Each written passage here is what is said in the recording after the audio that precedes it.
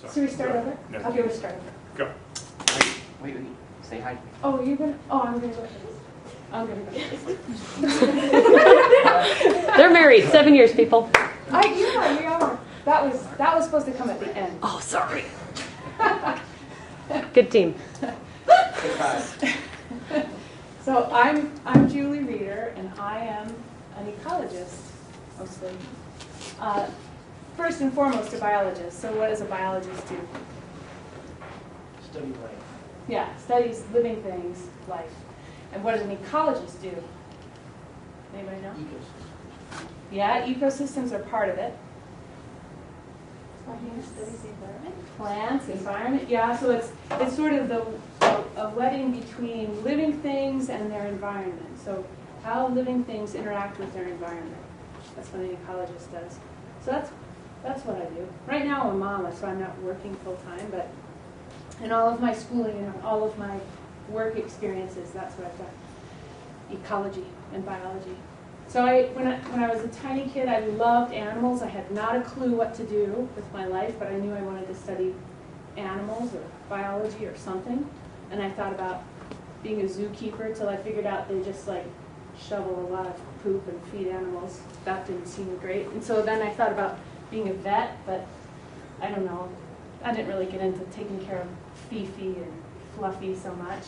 And so when I got into college, I studied biology and chemistry.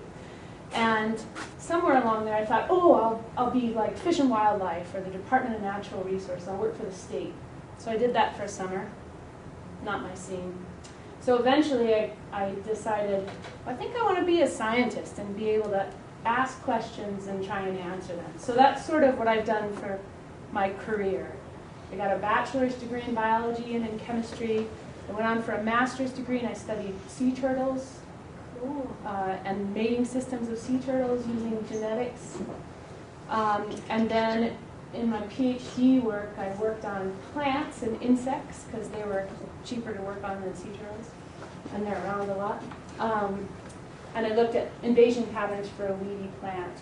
And after that, I worked on gold mines and birds and insects and cheatgrass and I don't know, mammals and lizards and ladybird beetles in Japan with Scott, a lot of other stuff.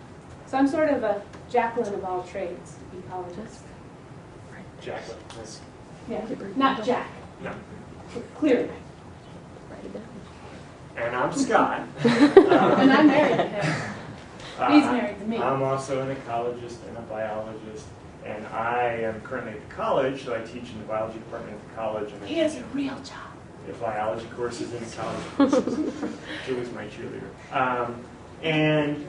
How did I start? I also kind of had, as a young person, a love of scrambling around outside and catching crayfish. And so that, I think when I got around to going to college, I was going to be an economics major because my brother was an economics major. Well, I hated that. And so I gravitated back to biology, and I got a biology degree. And then I was in the Peace Corps and had some more science experience in the Peace Corps. And then I decided on graduate school, and ecology was the field discipline that kind of grabbed me. And why is that? Well, it's an interesting mix of biologies, trying to understand the organisms and life around us, but also addressing important questions.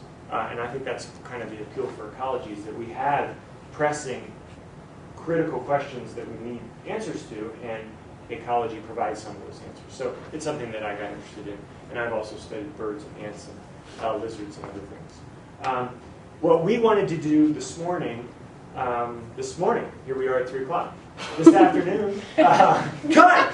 Yeah, start over. Is just talk a little bit about the scientific process, because we're both scientists, and that process is what you all are going to go through in theory, right? This semester you're all going to come up with ideas and then questions and come up with experiments and studies. Is that right? And so have you come up with ideas yet? Kind of? Well, we're going to try to save some time to go through those, because we'd love to hear about some of those ideas. So once you have your ideas, where does it all start? What's the first step in trying to tackle what you all are doing?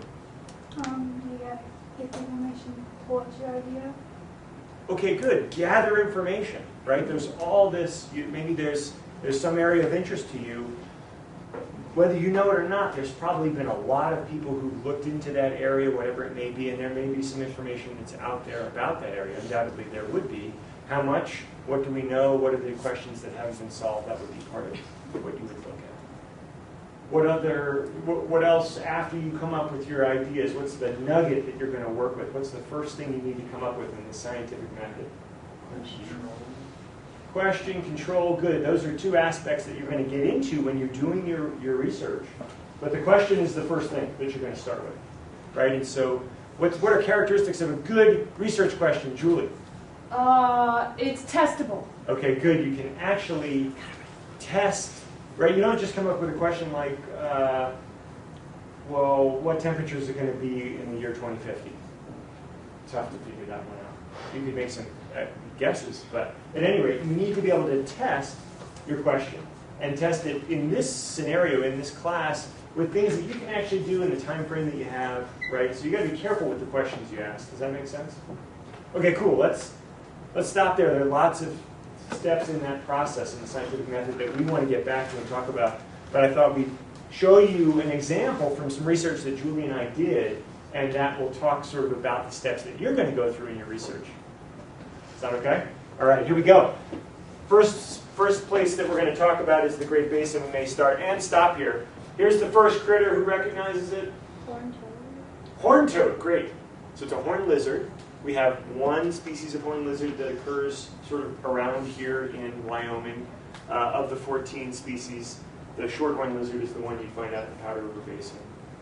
Okay, so what do we know about horned lizards? This is the kind of habitat you often find them in. These places that sort of have lots of bare ground, open spaces. What do they eat? Bugs. Bugs, awesome. They eat bugs and primarily ants. So there's some speculation that they actually specialize on ants and particular species of ants. Okay, so here's the kind of habitat. This study, again, we're in the Great Basin. We're not in Wyoming. So we're over at, where's the Great Basin? Arizona. Good. It is sort of part of the Southwest. There's maybe a little piece in Arizona, but most of it is north of there. So what's north of Arizona? Utah. Good. So a lot of Utah and a lot of Nevada and some of southern Idaho is Great Basin Desert. We have sagebrush, bunch grasses are kind of the dominant vegetation type there. So this is kind of what classic Great Basin Desert looks like. And now I'm going to introduce the next character. So we have the horned lizard, and now we have this non-native invasive plant. Does anybody think of a grass that occurs around here? Cheatgrass. Great. This is cheatgrass. So cheatgrass has invaded the Great Basin, and it now has outcompeted and replaced many of the native plants that are there, so that you have systems that used to look like this now look like this. Okay, so to fast forward for a minute, I did my research on horned lizards out in an area much like this, and as I walked around, I was trying to figure out where they occurred and where they didn't occur, and what were the factors that determine where they occurred. So was it food? Was it the habitat? Was it soil conditions? And so in areas where I had cheatgrass at my study site, I rarely found horned lizards. And so, you know, as a young graduate student, I started to think, well, I wonder what role the grass is playing and where these things occur. And so initially, I did do some measurements on plots out in areas with cheatgrass, without cheatgrass, and found that where there was more cheatgrass, higher grass cover, there were fewer lizards. So in areas with dense cheatgrass, fewer lizards. So, yeah. Would it be like a change in temperature and moisture for the lizards? Like, the more cheatgrass there was, less lizards because of water and moisture. Okay, good. That's you're getting to the next thing, which is why, and that's one idea, right? One hypothesis about why they might be avoiding those areas with cheatgrass. So, would it be warmer or cooler with the cheatgrass, do you think, for the lizards? Cooler. Could be cooler because now there's More moisture, more shade. more shade. Good. What else? How else could you explain that relationship? You can't move through all the grass. They're going right, flash, and low to the ground. You can't get from tall grass all right up to me. Really? Somebody seeded that guy with him. Can you think of another reason? If it was specifically eating ants, you would often see ants. Oh, yeah. Okay, so the food base could change, maybe, for the lizard. I was gonna say more on the ants. The roots from the grass would would take up a lot of the dirt, so the ants wouldn't be able to make their colonies and stuff. That's a good one. What else? This is kind of the stage you all might be in right now, is you've got kind of an idea, and then the questions are, well, why does that happen? What are your hypotheses about why that's happening? Any other ideas? More cheatgrass, fewer lizards. So temperature, moisture thing, ant thing. Think about things that eat horned lizards. Could they play a role with cheatgrass? Snakes, okay, and how might that affect the lizards?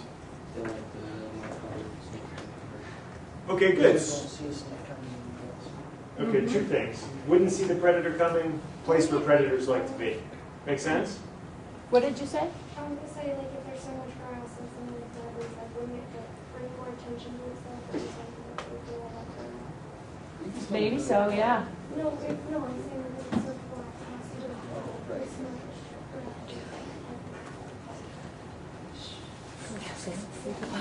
not Yeah, there are aerial predators, and certainly they would look down, hawks and things that would look down and see the grass is moving, and that might key them in that there's something there. Anything else? Yeah, question? They get sleepy. They get sleepy in the grass. Wouldn't they want to hide there though, if they were being hunted? Wouldn't it be a good place for them to hide? So that may be a reason that it's okay for them, that it's a place to hide. Where do horned lizards hide? How do they hide? Camouflage. Camouflage, you got it. They rely on blending into the substrate, the underlying ground surface, and so now if it's changed and it's now grass, they might not blend in so well. But yeah, certainly they do hide under shrubs and things, so they might hide under a couple of grasses. Okay, good ideas. Others? Before we move on? No, we like the first or the second one that came up, and the whole idea of the fact that the grasses is an impediment that slows them down is kind of a no-brainer. Intuitively, it makes sense. They can't move as well in the dense grass. So, Especially for those flat, squat little guys. yeah. Grasses are going to get in their way. All right, so here's we're going through the scientific method. We've got our question, our observation. Our question is, why? Our hypotheses are all the things that you mentioned, and we're going to try to test this one. This is the one that we landed on. So how would you test this? It slows them down. Did you have lizard races? We did! How did you know? Races. I think I've seen this. Oh no! I got to stop talking about this. We got to do some new projects. We did have, that's right, we did have lizard races, and so we made racetracks out, you could bring these things in the lab and run them, but we wanted to run them out in the field under their natural conditions, so we made these simple raceways and we ran them down a racetrack with no grass and a racetrack with a bunch of grass. You got it. And we compared then their sprint performance between the two. Yes? So how do you give like a lizard the drive to want to move? Padded meter stick. And me. Like, Yeah, we did. We chased Often them. they just, when you let go, they often just shoot away, but horned lizards specifically run and stop. And so after they do the stop, Julie. Isn't that evil? So Run, lizards, run! in order to make it work, we had to try to keep them moving the whole time. And so in most cases they ran. We had a couple of problematic ones. But in I mean, most for cases, like they 2 meters, right? We're not talking about half a mile. 2 meters. Okay, so we've set up, so let's talk a little bit about, this is going to be our test now. We've got our hypothesis. You've got lizards, you've got these tracks. What should we do? How do we do it? You've got one racetrack that is your treatment, and then one racetrack is your control. And so the control could be the one where you leave grass in place, and the treated one is where you change it. You alter it by pulling the grasses out. So then you run, what we decided to do is run one lizard down the first racetrack and then take it immediately and run it down the next one. Do you think we always started with the cheatgrass racetrack and then always moved them second to the no grass racetrack? Did we do it consistently the whole time? Yeah. Probably not. Now, why wouldn't you? Because they get tired. They get tired. Good. So if you're always starting them on the grass one, where it's taking them more time, they may be tired by the time they get to the no grass one, or vice versa. So we randomly selected which one they started on. So randomization is something you'll think about when you set up your experimental designs as well. And so we did this with one lizard. And we got our results and we were happy. No, how many lizards did we have? I think 2. Yeah, 2. 2 was enough. How do you catch it? Like, Oh, you catching like- was fun. Academy. We woke up Yeah. early one morning and between 6 a.m. Oh, this is the second part of the story. For this one, I think we spent an evening collecting them, and then we kept them in buckets until the next morning. We ran it the next day. But horned lizards at the study site where I worked, you can drive along a 2-track road. They were often in the road, and we think that was a social thing, or basking. And so you'd see them run off the side of the road, and you could just grab them. So we'd have someone sit on the hood of the truck and just peer off the front. And we got 21. So sample size, right? 1 or 2 wouldn't be enough. Why wouldn't 1 or 2 animals be enough to say there's a difference between cheatgrass and no cheatgrass? Yeah. Because they could be unhealthy. Good. The ones that you picked could happen to have a cold, or might have some condition where they're not an average representative of the whole population of lizards. Great. Because there's enough like differences within the lizards that like 1 or 2 couldn't describe like the average running speed. Yeah, good, exactly. So you might get the oddballs, you might get the ones that are sick. There's enough variability, exactly, that's the right terminology. There's enough variability that you want to make sure you get a good representation. And you might correct me, but I've heard from statisticians who help you do these analyses that 8 is the magic number. You want at least more than 8, or else you're going to be in trouble. That's true. I don't know why. Yeah, 8. Okay, so here's our lovely figure. It's very simple. At the bottom, 21 represents the number of, this is the genus of horned lizards, so you can, that's scientific name. And then the hatched bars are the grass raceways, and the open bar is the no grass raceway. So what does this tell us? Here's sprint velocity on the y-axis in meters per second. What's this tell us? Faster or slower? Go ahead. Like, you mean like the hashed one? Or just then in general? In general. Yeah, It just shows you how fast they're going compared to one another, like the variance and their speed. Okay, good. Some of the variability too. So they are faster or slower in the grass raceway? Slower, right, by about half. So they're half as fast. It slows them down. Is that what we expected? We tested something that we expected to happen, right? These are big, wide-bodied animals, but we wanted to actually measure it. And in measuring it, we confirmed our expectation, and so we had these results that we walked away from about horned lizards and cheatgrass. So from there, then, on a different day, on a blue sky, light wind day, really, really hot day. Deserts. We need to take notes on this one. He's like long and lean. He like doesn't catch any sun on his body, so he loves the desert. It's like no sun building on that guy. Not me. It's hot. It's really hot. Anyway, so we were helping another friend of ours, Steve. That's him in that hat, and he was trapping rodents. I think in patches of sagebrush and then in patches of cheatgrass. Yeah. So he was working on a different set of questions, but same general habitat. So we were helping him one day, and he catches these little creatures in these metal traps called Sherman live traps. And he puts little oats and goodies in there, and the little guys go in and get caught. But they get live trapped, they don't get squashed. So once you catch one, you pick the trap up, and you try and get the little guy out of there, and take measurements and figure out which species it is and all that jazz. So we were peeking in one of these live traps, and this bull shot right out, jumped right out, and went running. But we were standing in a patch of cheatgrass. So I grabbed our butterfly net, and I caught the sucker. It was like running through the grass, and I just dropped the net over it because you can't move, right? It's like, get out of my way, I'm running. And I just caught it. And we all looked at each other and thought, We should do this on a bigger, grander scale for more organisms. The same idea with racetracks. I'm looking at, I don't think that works, Jules. Just arrow down. so this became our next question. So we did one study, and it sort of built off into another study, which is, well, do we then see the same general impact on all small animals out in these habitats? So we did the Lizard Olympics. It was great.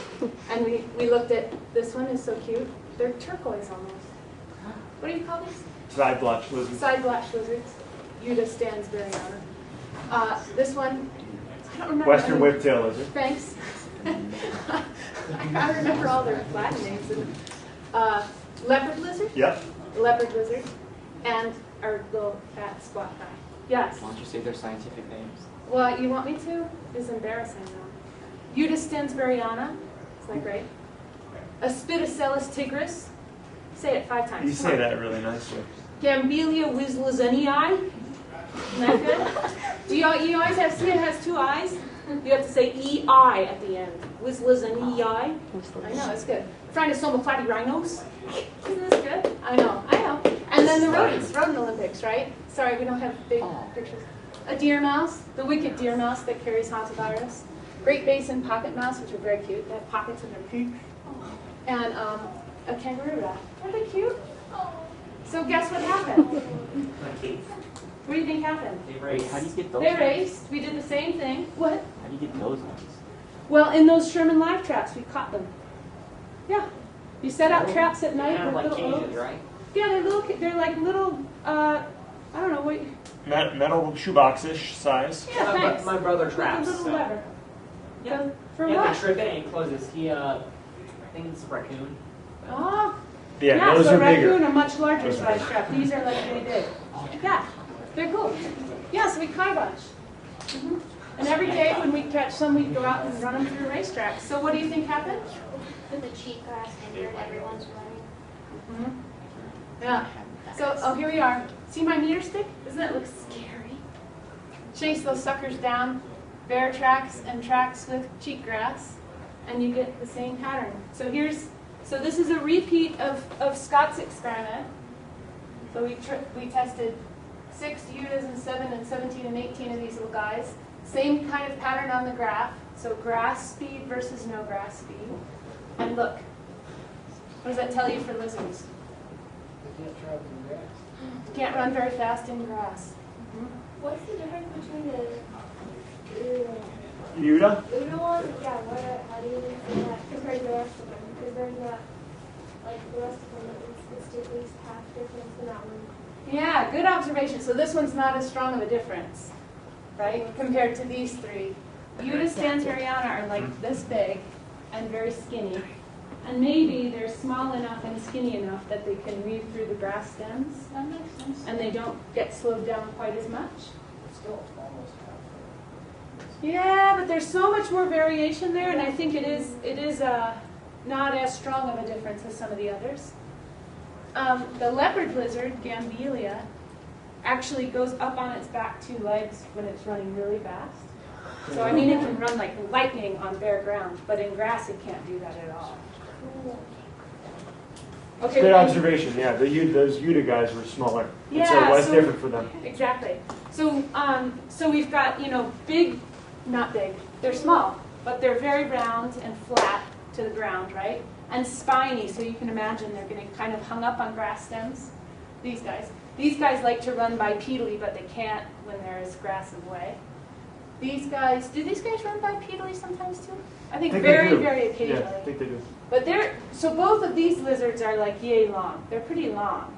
And, I don't know, a couple inches, 1.5 inches around or so. So they're slender and sleek, but they're bigger than these. And maybe there's a difference there in terms of body size. Okay, what do you think happened for rodents? Same thing. So here are our little rodents. We caught 35 and 12 and 12 of each of these, and you get the same pattern. Sprint velocity decreasing in grass tracks versus no grass tracks. So this friend of ours was doing this trapping project with rodents, and Scott did some some measurements with lizards. And the sad thing is that in these big cheatgrass plots, there are just far fewer small animals in those plots compared to sagebrush, where it's open spaces between the shrubs. So, yeah, maybe I'm jumping ahead. No, you're good. Are you sure? Yeah. Oh, no. Yeah. No. Now we can talk about. So why is it then, I guess the next question that comes up for us in thinking about this can go a couple different directions, but I have sort of a pet question that I'd love to be able to ask someday about this system and those small animals. Sorry. Gesundheit. So how do you start to begin to understand what this is, what kind of impact this is having on the system for cheatgrass versus sagebrush systems? Eventually, the smaller animals start to adapt. The smaller animals will have a hard time fighting students stuff, especially with the cheatgrass that's more often and more spacious. Mm-hmm. Yep. So as cheatgrass expands, maybe we have fewer and fewer small animals, and if there's not enough time for them to adapt over evolutionary time, we may have major problems with those populations. Can we have limited biodiversity in the areas with more cheatgrass like affect other populations of animals? Because like birds and stuff can't eat the rodents or the lizards, or the cheatgrass is getting rid of the sagebrush, which other animals can eat, stuff like that. Yep, exactly. Like sage-grouse, right? Sage-grouse is a big species around here. If you don't have sagebrush, you don't have sage-grouse. People worry about that a lot. Yeah. So if you get limited biodiversity in certain groups of animals, that's going to impact other groups of animals or other ways that that ecosystem functions. Yeah.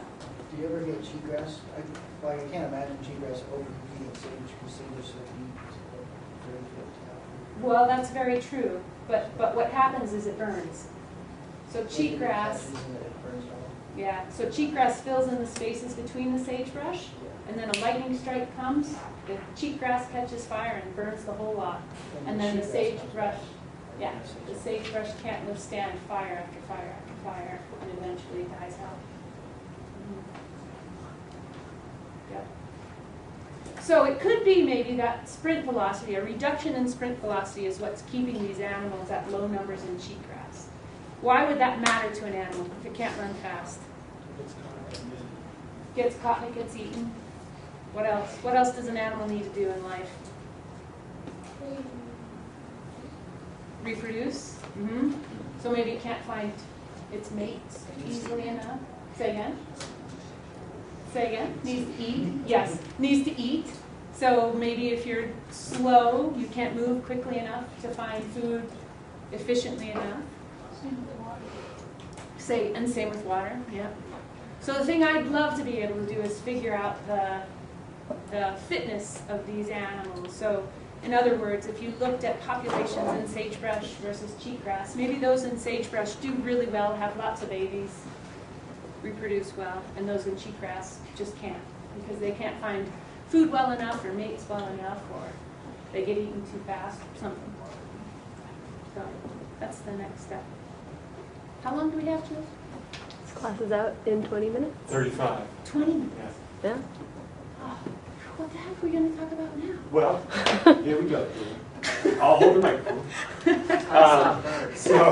So I have some other things, some other examples, but I thought maybe we'd stop for a minute and just, first of all, again, where you all are, you've got ideas, you want to come up with your question. That's the next thing, the big thing to probably come up with. And again, it has to be a question that you can work with, that you can come up with a hypothesis to actually test it. So, can we hear some of your ideas and maybe even questions? Volunteers. I want to do cancer and how it's hereditary, or how the DNA comes from one, like a grandparent who misses the child, and can go to that, like their other, like the offspring of their great-grandchild, and have to put their parent in that. How it skips generations. And so now that would be something that you research by looking up. I'm going to look up cancer, and then I'm going to get hold, like get hold of the doctors or something. Like kind of go through process of it and go from there. Got it. And Jules, are you going to be setting up experiments, or it can be kind of kind of research? Well, we're going to first figure out, is your question testable? And then if it is, we'll set you up with a mentor. So in your case, Karina, you would probably have Dr. Marino be your mentor, because he would have the data, the numbers that you would need in order to plot and figure out if there is a correlation there, or if there is not, or see patterns in various cancer families. So for each of you, you will have a mentor, whether it's me or someone else in the community, whether it's the New Bold Reader family, or like you guys, you'll probably have Dr. Milne as yours because you wanted to do snake venom stuff. You'll probably have Dr. Marino. There will be various other mentors available based on what you choose to research. And from there, you'll kind of go into the testing part and the data collection. And I'll pretty much be guiding your data collection and making sure that it is possible to do it. Mm-hmm. Sounds good.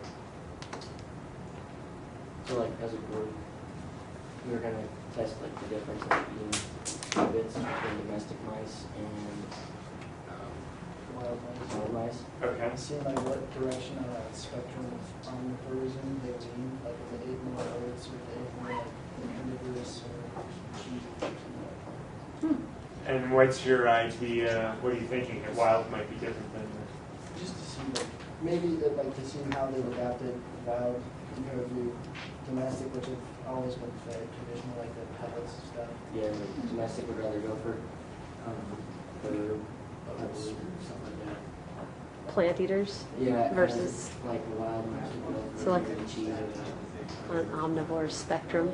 I Nice. thought that was kind of like something you can test. Interesting. With an expectation that makes sense, that the wild one might have a broader diet, maybe, like you say, more omnivorous, and the other might be more short. Interesting. So, Howie, go ahead. Oh, No, well, I you just go. gotta call it something. Please do. Mine had to do with because we're raising rabbits, and my dad just created one. So my question was, how big do the babies get from pregnancy to when we get to eat them? All I heard was babies and rabbits, meat rabbits, oh, raising meat rabbits. I'm sorry. All I Yeah. Sorry. So what is the variable that you are going to change? Ladies and gentlemen, please give Morgan your attention and be respectful. Thank you. My variable I was going to change is with my dad's mission on this. I was thinking about maybe when they're born, I'll live some different reactions with my dad's missions. If not, I'm stupid. So, different food treatments. To see if they have different weight gains over Yeah. time. That's a good idea. Mm-hmm.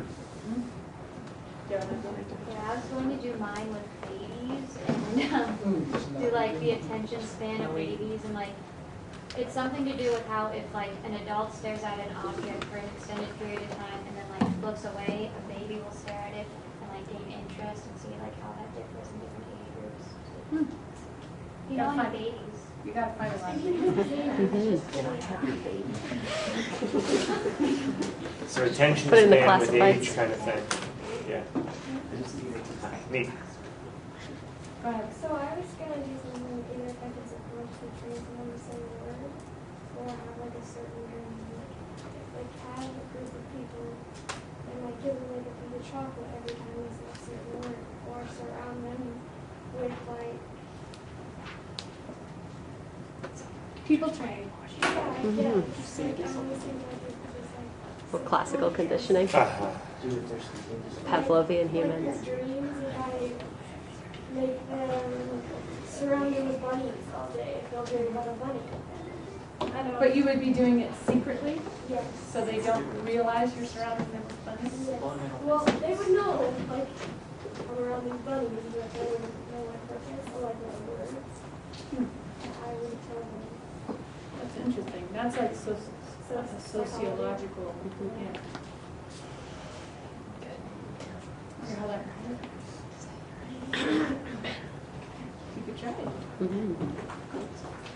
Sean, this one. Other ideas or questions? Yeah, we've got one here. Me? Oh, I was calling on this guy in the striped shirt because George was like, get this guy to Tap. You keep telling Ben to say it. Come on, just spit it out. I like your I idea. don't know in detail what it is though. Well, it could just be a general idea. That's okay. Kinda, You want to know what about it is. chocolate? By eating like different chocolates, what like chocolate raises your blood sugar more than others do? Ooh. She's smart. Ooh, I like chocolate. You can use me as There's plenty of test subjects in this room. Yeah, but how are we going to test blood sugar? Because my grandma's diabetic and you like use your poke your finger. Mm-hmm.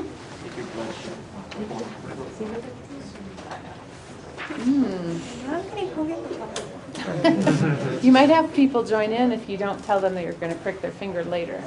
I'll take it. We have to do Or maybe before it's and worth after. it. Yeah, before and after. You'd have Are to you offer willing to 2 go? fingers. Anybody have other ideas? What did you all want to test? Something with snake venom, but did you have an idea yet? Like to human blood? Well, any blood that we can get, I guess. You could test some blood donors? Yeah. Like how it changes. Or how fast the venom reacts to it. Sounds like a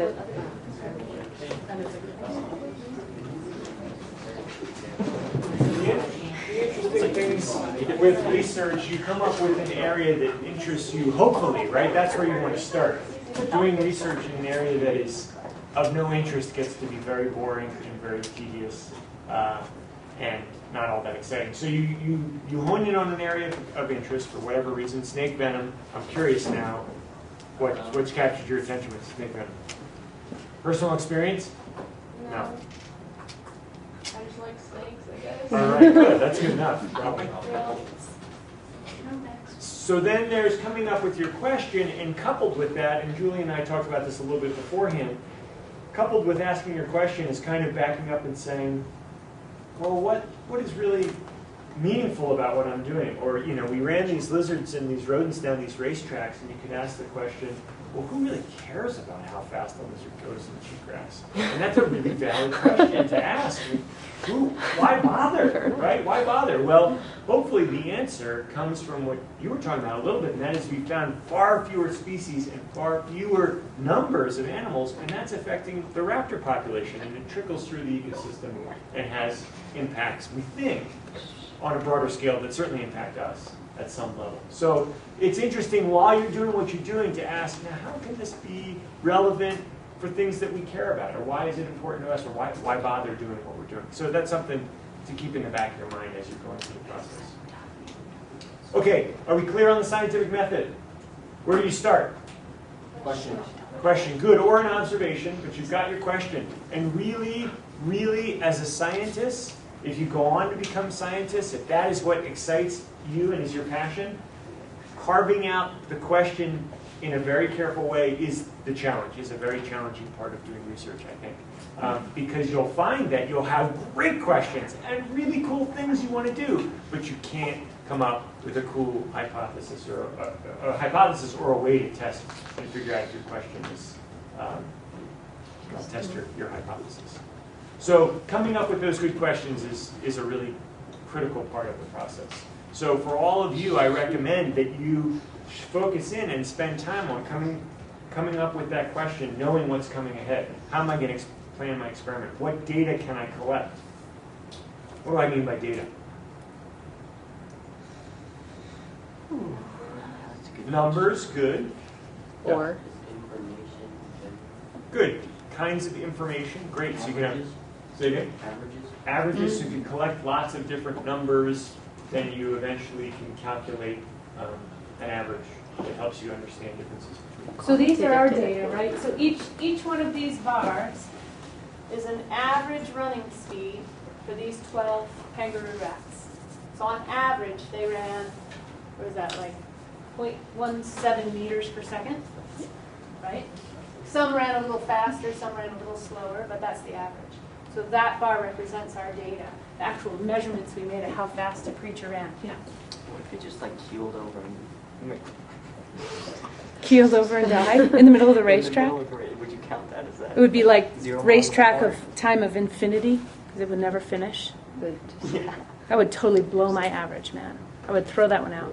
Would pretend I never collected it. Sweep those data under the carpet like a good That would be an scientist. outlier. That would be a very strong Gets outlier. the giggles. Gets the giggles real easy.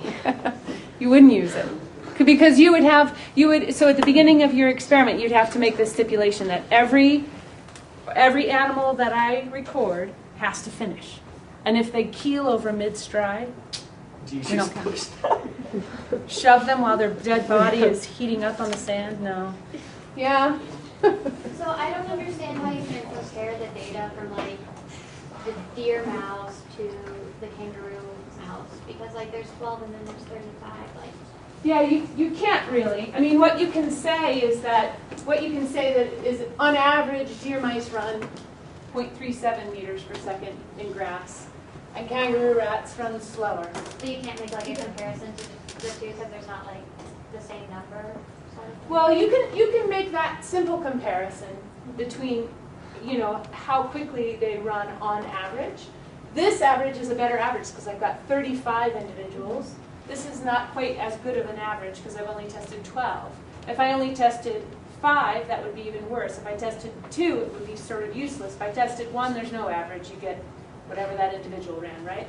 So you can still compare them this way, but in our experiment, the important test for us was not a comparison on how quickly they move, but the difference in their running speed. So this was the test that we did statistically was between these numbers. More That- intra-species than inter-species. Yeah. So what if you have like two categories? On one side you have even number of specimen, and the other one you have odd number of specimen. What are you supposed to do with that? Well, like say you have 7 bunnies born and you That's test what I'm thinking. you test 3 with one diet and 4 with another. Yeah. That's okay. You would just get an average of those 3 on one diet and an average of 4 on another diet, and you could still compare their weight gains. Okay, good. Yeah. I was like, oh. There are statistical Yeah. tests that ask you to have balanced data sets, which means they want you to have 4 and 4.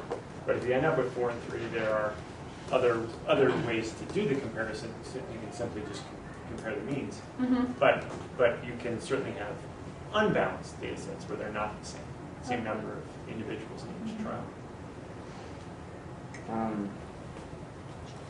Did you ever tell us how long the track was? Couple, I think 2 meters. 2 meters, Yeah. about 6 feet. You had to time fast with stopwatch. Be quick.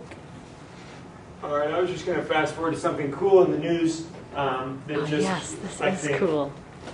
You heard about this, Jules? Yes, I heard about Yes. it on NPR. So Death your Valley, geologist brain Death go Valley crazy. National Park. So now Death Valley National Park is in a different desert. How many deserts are in North America? 8. Good guess. Half that. 4. One So of them's here, right? Great Ouch, Basin, desert.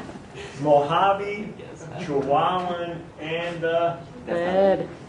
Sonoran. Oh, no. And so the Mojave Desert is where Death Valley National Park is in California. I think a piece of it's in Nevada. At any rate, they've got this playa, this salt flat area that there's lots of evaporation. It collects water and then evaporates, and it's this flat basin. And there are these stones there, these rocks, some of them quite large, that have these trails that suggest that they've moved around in this playa over time. And they actually have seen this rock was here in this year, and 5 years later it's moved some distance, and there's this trail that suggests it's moved. And they have no idea how, but of course all the excited citizens and scientists on the planet want to know what's going on here. What's causing this to happen? Aliens. Crop circles, right? One of the hypotheses.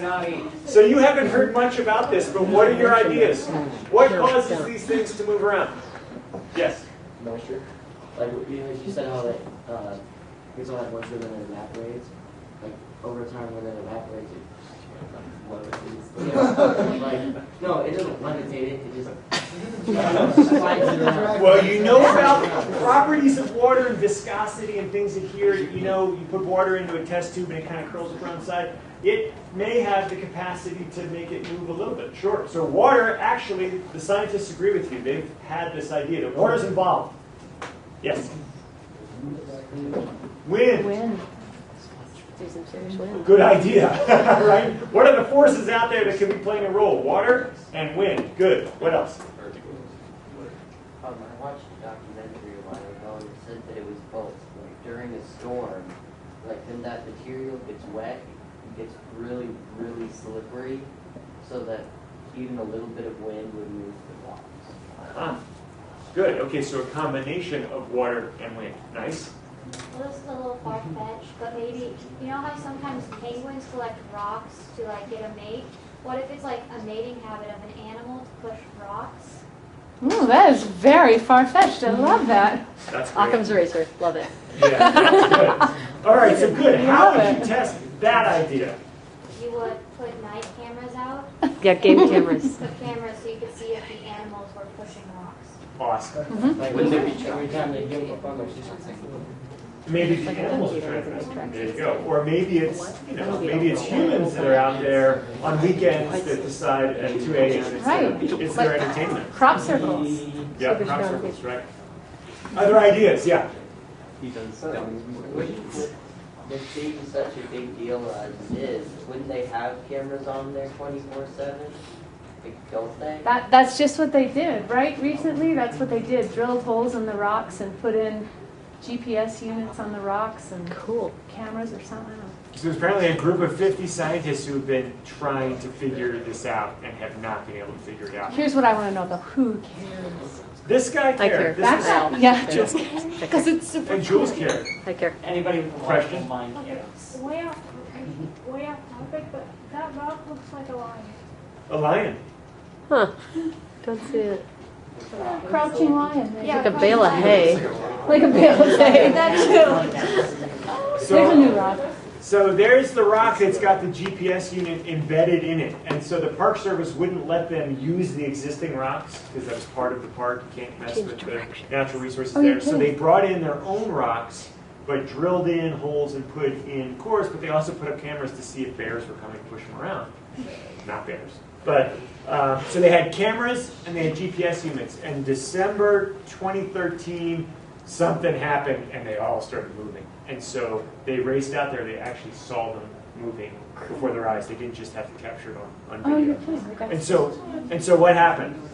It was wind and water. It was a combination, but not what they had thought before.